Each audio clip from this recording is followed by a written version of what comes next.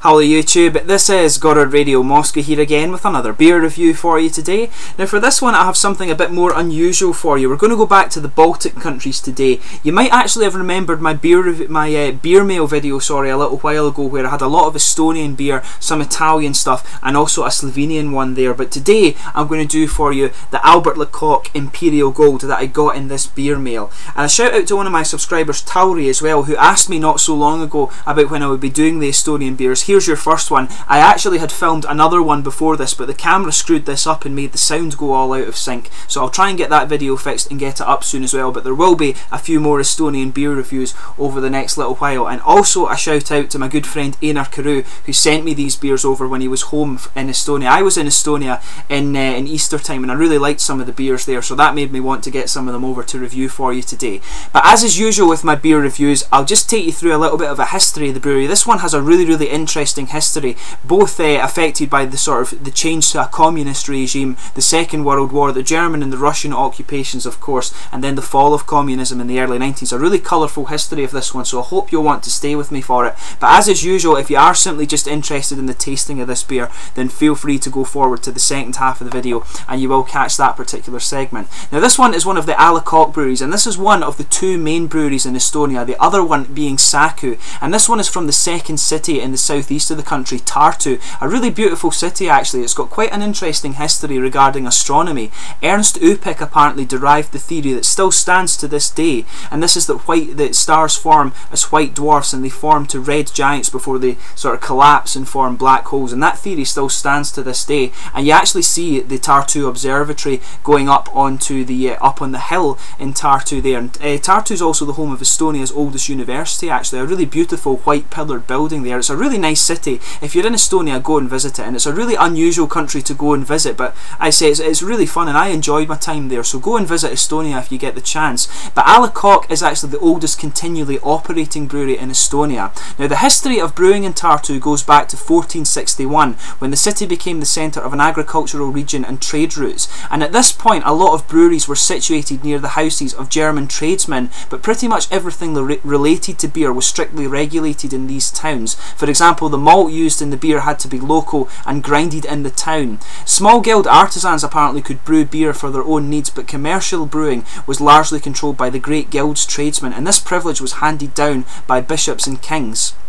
Now industrial brewing first began in Tartu in 1783 with the foundation of the Tartu Brewing Company by imperial order. Now originally they had a system where those who had gone bankrupt through no fault of their own could earn a maintenance for the town taverns by helping them brew beer and profit for the town in the form of taxes. So it was a way, sort of very early form of socialism if you like. They could earn a wage and keep themselves afloat if you like. But in the 19th century the first private breweries began to open in Tartu, and apparently the direct predecessors of the Le Coq breweries are the breweries of B.J. Hesse and J.R. Schramm. Now if we talk about the J.R. Schramm brewery first, Justus Reinhold Schramm was accepted as a citizen of Tartu in 1825, and he gained his master's brewing certificate in 1822, and he'd been working in a brewery in Tallinn before this that belonged to his mother.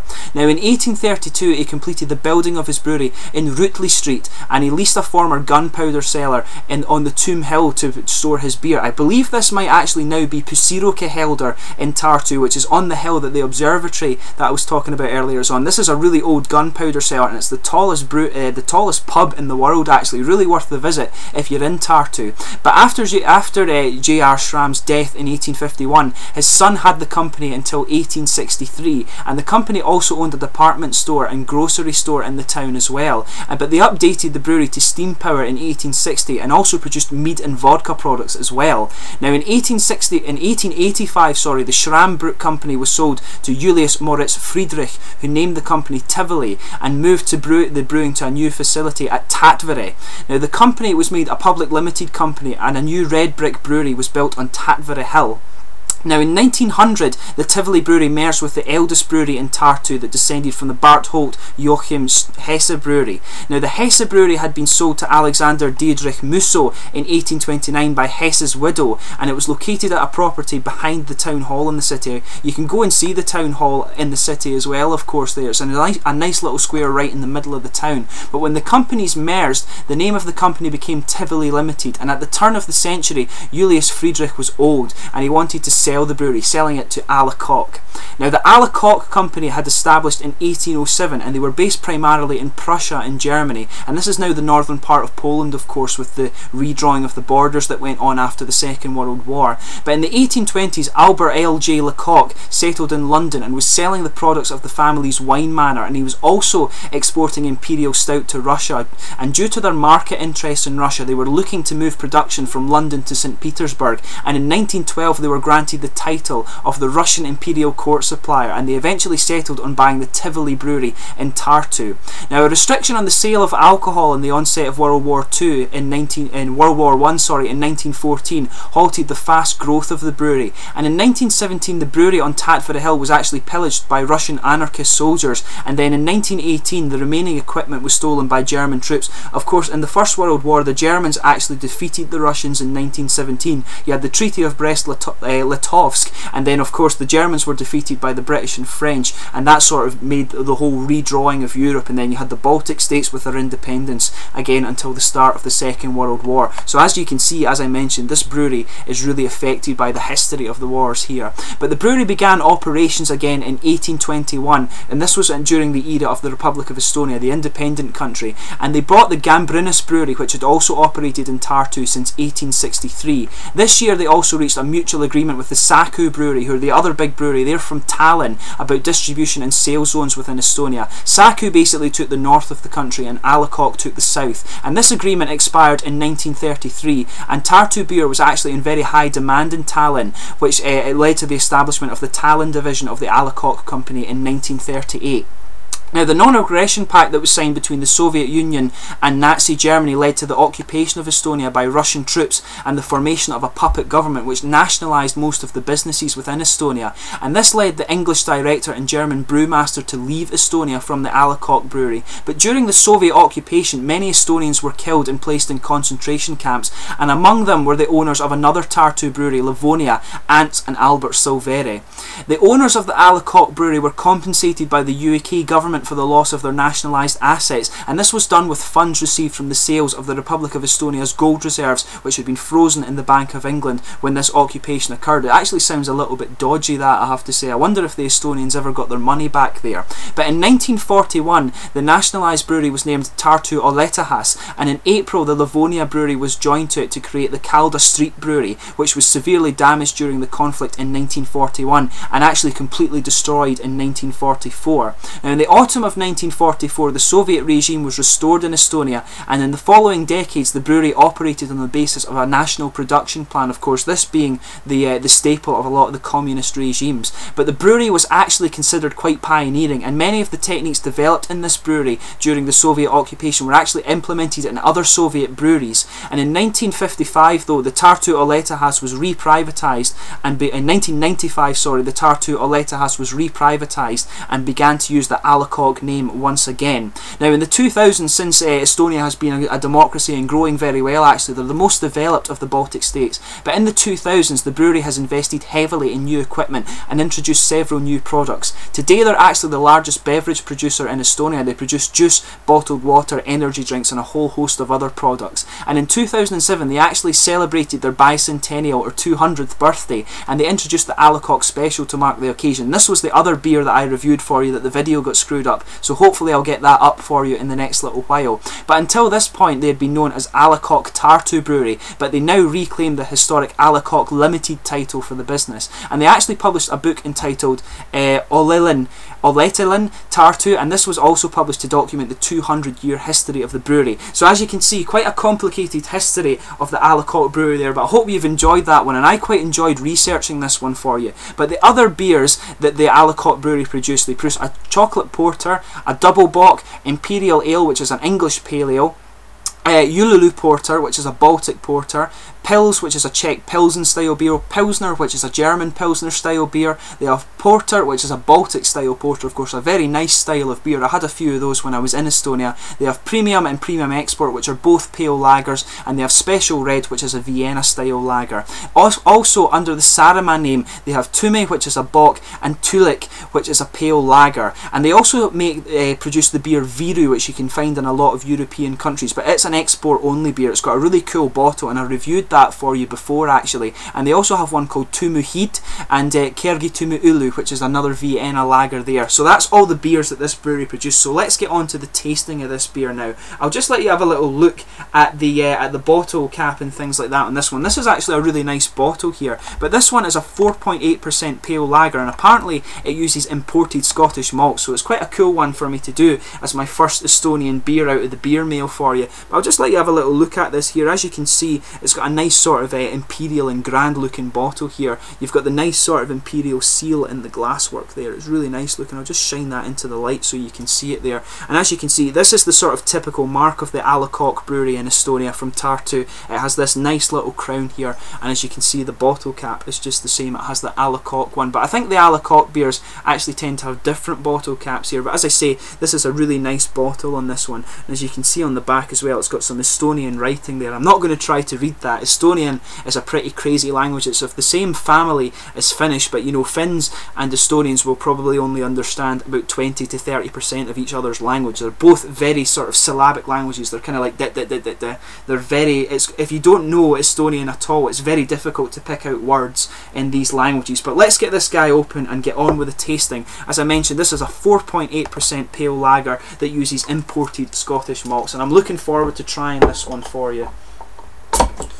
There we are. A bit of smoke on the opening there, but let's get this guy out and get on with this. Really looking forward to doing my first Estonian beer in quite a long time. I actually enjoyed Estonian beer when I was over there. It always tended to have this nice sort of corny element to it.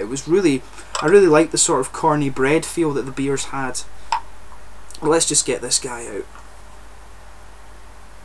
Okay, this actually must have been just less than half a litre. It's 0.4 litres apparently. I thought this was a half litre bottle, but obviously not. But as you can see, a really nice sort of pale golden colour. It's crystal clear, a really good looking beer actually. You can see just a sort of, just under a finger's head there. Quite a frothy head on this one, some bigger bubbles in there, and there is just some visible carbonation in that. A lot of little bubbles coming up and some bigger ones just floating up to the top there as well. But a very attractive looking beer, I have to say, this one. But yeah, in terms of the aroma, it smells like a Baltic beer, even from just taking a quick little whiff of it here. There's a lot of kind of sweet, pale, kind of grainy malts. It has that typical sort of Baltic, corny, grainy, bready feel to it, I would say. But yeah, you've got some sweet notes in there, you've got a bit of grassy notes, and as I say, it has that typical Baltic grainy aroma as well. Maybe just a little hint of fruit in there. But it's a really nice smelling beer. I actually really like the way that Baltic beer smells, and I found this with the Latvian and Lithuanian beers that I've reviewed for you before as well. I need to do more of those actually. I've got some of them sitting here, and now that I'm at home I've got a bigger selection of beer to choose from. But yeah, this is a really nice smelling one. Sweet malts, kind of that grainy element to it. I really like that with Estonian beer. But let's get on with the tasting of this guy. As the Estonians say, terviseks, that means cheers, of course.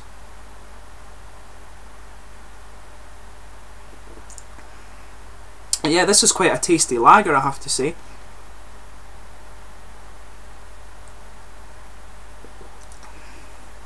But yeah, it's actually a typical Baltic lager. You've got that typical sort of sweet, grainy and bread notes when you go through this one.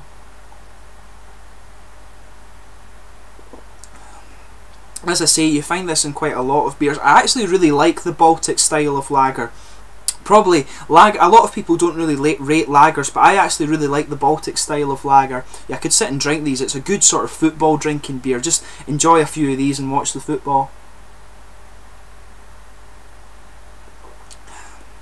But yeah, this one, you've actually got a nice little sort of herbal note to the hops as well, and you've got a nice little bit of grassiness throughout.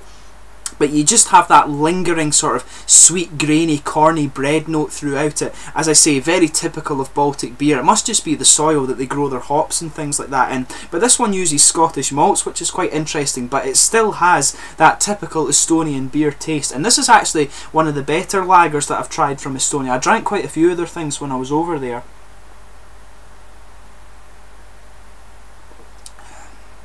But yeah, typical sort of sweet, bready, corny flavour from this one, as you get with the Baltic beers.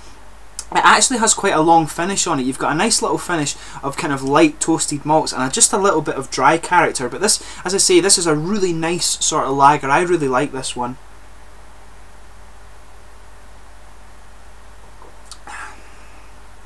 yeah, the finish goes on for quite a little while, and you've got that nice little bit, just a slight little hint of toasted character there with that sweet corny bread in there. I really like the Estonian style of lager, as I say. In terms of the mouthfeel of this one, I would say it's quite light bodied, it's quite crisp. The carbonation comes in with quite a bit of an attack on this one.